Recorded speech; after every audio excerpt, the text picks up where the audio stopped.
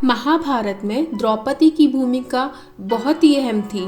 द्रौपदी पांचाल देश के राजा द्रुपद की कन्या थी, इसीलिए उन्हें पांचाली भी कहा जाता है। राजा द्रुपद ने द्रौपदी को कुरुवंश का नाश करने के लिए यज्ञ से उत्पन्न किया था, इसीलिए उसे याज्ञनिक भी कहते हैं। मैं आपको बताऊंगी द्रौपदी के 5 पतियों के रहस्य के बारे में, जो कि उसकी पूर्व जन्म की कथा निहित है। पूर्व जन्म में द्रौपदी राजा नल और उनकी पत्नी दमयंती की पुत्री थी। उस जन्म में द्रौपदी का नाम नलैनी था। नलैनी ने भगवान शिव से आशीर्वाद पाने के लिए कड़ी तपस्या की। जब शिव प्रसन्न होकर प्रकट हुए तो नलैनी ने उनसे आशीर्वाद के तौर पे मांगा कि अगले जन्म में उसे 14 इच्छित गुणों वाला पति मिले। तब भगवान शिव ने कहा कि 14 गुणों का एक व्यक्ति होना असंभव है, किंतु जब नलैनी अपनी जिद पर अड़ी रही तो भगवान शिव ने उनकी इच्छा पूर्ण होने का वरदान दे दिया। इस वरदान में अधिकतम 14 पति होना और प्रतिदिन सुबह स्नान के बाद पुनः कुंवारी होना भी शामिल था। द्रौपदी का मूल नाम कृष्णा था। द्रौपदी का नाम कृष्णा इसलिए था क्योंकि वह भी कृष्ण की तरह सांवली थी। कहा जाता है कि द्रौपदी कर्ण से विवाह करना चाहती थी, लेकिन जब उसे पता चला कि कर्ण तो सूत पुत्र है तो उसने अपना इरादा बदल दिया और उसने 5 पांडवों को अपना पति मान लिया। कहते हैं कि बाद में जब द्रौपदी का चीरहरण हो रहा था तो कर्ण ने चुप रहकर द्रौपदी से अपने अपमान का बदला लिया था। द्रौपदी से सबसे अधिक प्रेम कौन करता था? 5 पांडवों में द्रौपदी सबसे अधिक प्रेम अर्जुन से करती थी। अर्जुन ही द्रौपदी को स्वयंवर में जीतकर लाए थे, परंतु द्रौपदी से पांडवों में सबसे अधिक प्रेम करने वाले महाबली भीम थे। अर्जुन, जो कि द्रौपदी को जीतकर लाए थे, इस बात से बहुत प्रसन्न नहीं थे कि द्रौपदी 5 भाइयों को मिले। अपनी अन्य पत्नी सुभद्रा पर एकाधिकार से अर्जुन को शांति मिलती थी। इस बात से द्रौपदी को कष्ट होता था कि अर्जुन अपनी अन्य पत्नी सुभद्रा उलूपी चित्रांगदा से प्रेम व्यवहार में व्यस्त रहते हैं। युधिष्ठिर और द्रौपदी का संबंध धर्म से था।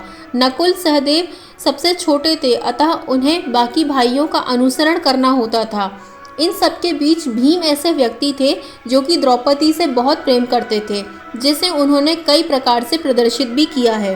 द्रौपदी चीरहरण के समय भी सभी पांडव मौन सिर झुकाए रहे, लेकिन भीम ने विरोध किया। दुशासन वध के लिए प्रतिज्ञा भी भीम ने ली थी और द्रौपदी के प्रण को भी भीम ने ही पूरा किया था। आपको बता दें, अंतिम समय में 5 पांडव और द्रौपदी जब स्वर्ग को जा रहे थे तब पैर फिसल जाने से द्रौपदी खाई में गिरने लगी, लेकिन भीम ने हाथ पकड़ लिया। भीम द्रौपदी को बचा नहीं पाए, लेकिन शरीर त्यागते हुए द्रौपदी ने भीम से कहा कि अगर फिर जन्म मिले तो फिर मैं सिर्फ तुम्हारी पत्नी बनना चाहूँगी। क्या आप जानते हैं द्रौपदी का चीरहरण के समय 2 कौरव ऐसे भी थे जिन्होंने इसका विरोध किया था। युयुत्सु और विकर्ण नामक 2 कौरव भाइयों ने सभा में द्रौपदी की प्रार्थना का समर्थन किया था। युयुत्सु सबसे बुद्धिमान कौरव माने जाते थे। वे मन ही मन पांडवों और द्रौपदी से प्रभावित भी थे, इसीलिए बाद में महाभारत के समय उन्होंने कौरवों को साथ छोड़कर पांडवों की तरफ से युद्ध किया था। द्रौपदी को पंचकन्या में से एक माना जाता है। पंचकन्या यानी अहिल्या, द्रौपदी, सीता, तारा, मंदोदरी ऐसी 5 स्त्रियां हैं जिन्हें कन्या अर्थात कुमारी होने का आशीर्वाद प्राप्त था। पंचकन्या अपनी इच्छा से कौमार्य पुनः प्राप्त कर सकती थी और यही आशीर्वाद द्रौपदी को भी प्राप्त हुआ था। इन पंचकन्याओं के गुण और जीवन नित्य स्मरण और जाप करने से महापापों का नाश भी होता है। विवाह के बाद सभी पांडवों में यह आपसी सहमति बनी थी कि एक समय में द्रौपदी के साथ एक ही पांडव वक्त गुजार सकता है। जब कोई पांडव अपनी पत्नी के साथ होता था तो संकेत के तौर पर कक्ष के बाहर अपनी चरण पादुका रख देता था, लेकिन एक बार जब युधिष्ठिर द्रौपदी के साथ कक्ष में थे तब एक कुत्ता युधिष्ठिर का जूता उठाकर ले गया। इतने में अर्जुन किसी कारण उस कक्ष में आ गए। सजा के तौर पर अर्जुन को वन जाना पड़ा। द्रौपदी ने कुत्ते को श्राप दिया कि तुम खुले में संबंध बनाओगे और दुनिया तुम्हें देखेगी।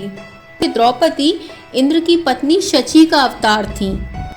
दक्षिण भारत के कुछ राज्यों आंध्र प्रदेश, तमिलनाडु, कर्नाटक में द्रौपदी की पूजा होती है और 400 से अधिक द्रौपदी के मंदिर भी हैं।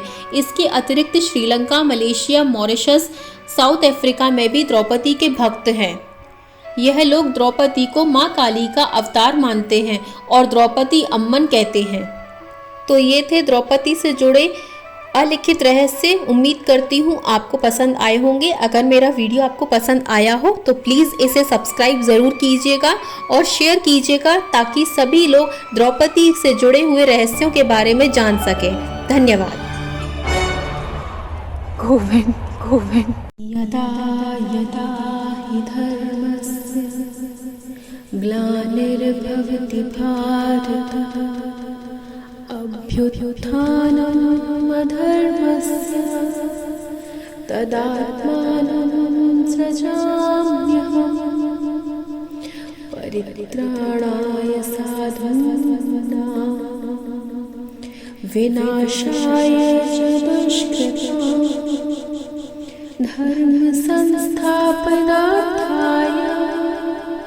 संभवामि युगे